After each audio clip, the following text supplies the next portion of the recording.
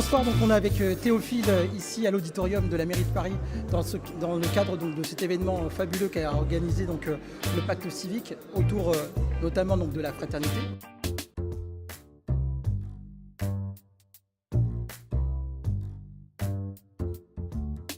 Alors tout simplement parce que ça fait quelques années qu'on travaille avec le pacte civique, notamment sur la question du baromètre de la fraternité qu'on est en train de monter ensemble, un baromètre pour calculer, si on peut dire ainsi, la manière dont, enfin l'état de la fraternité en France.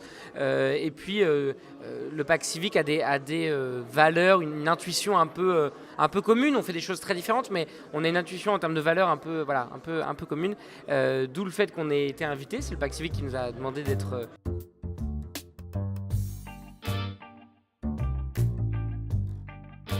Alors effectivement, Cogicité a été lancé rapidement par 11 jeunes en 2009, avec cette intuition de dire que la diversité est une richesse pour notre pays.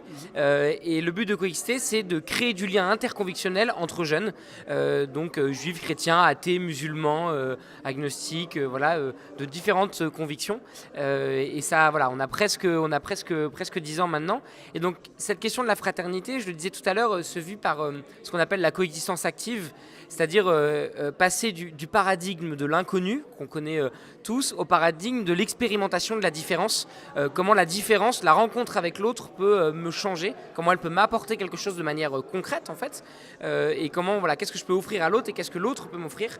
Et cette méthode de relation, c'est la coexistence active, donc ça va plus loin que la tolérance, parce que la tolérance est passive. Là c'est vraiment je t'accepte dans ce que tu es, et je vais vers toi, et lui vient vers moi. Et on fait ensemble. Voilà, c'est vraiment, on apprend à se connaître, on apprend à connaître nos différences, et ensuite on passe sur le terrain pour faire ensemble. Et c'est comme ça que la fraternité nous se vit, c'est que l'un sans l'autre n'est pas possible. Il faut apprendre à se connaître et faire ensemble. Et c'est comme ça qu'on devient des frères ou des sœurs, mais voilà.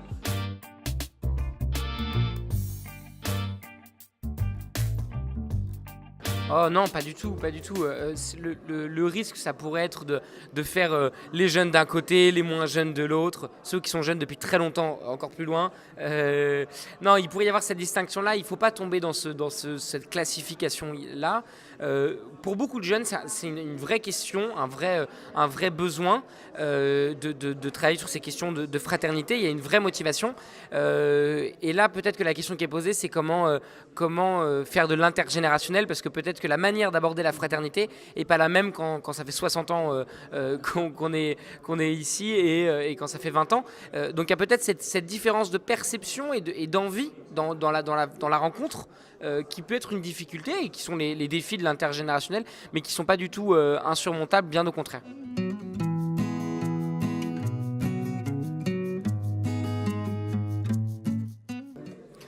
Moi, je crois que c'est très simple. Vous savez, en France, on a des conseils consultatifs de jeunes, il y en a à la mairie, il y en a à la région, il y a plein de choses comme ça. Mais c'est des conseils pour se donner un peu bonne conscience, si vous voulez, où les jeunes vont...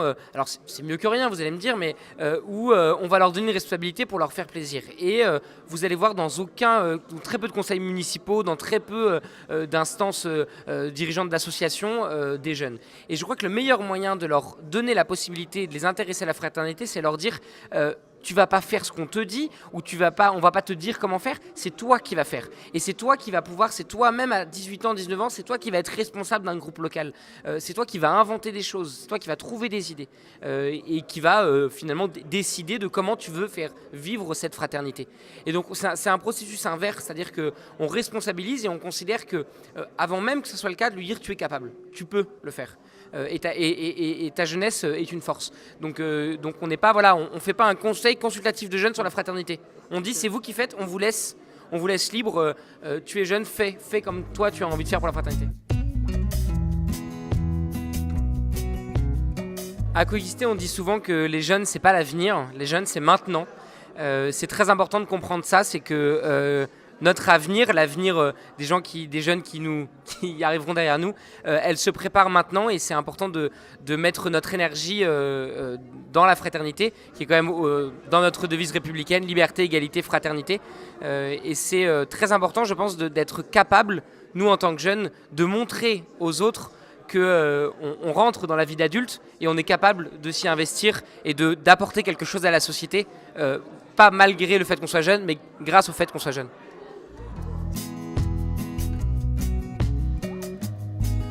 Vous pouvez nous retrouver sur un site internet, vous pouvez nous trouver sur Facebook, on est très présent, sur Twitter, sur Instagram. Chaque fois, il suffit de taper Coexister France sur Facebook et c'est très facile de prendre contact avec nous après. Et il y a plein de groupes locaux en France, il y a une quarantaine de groupes à peu près.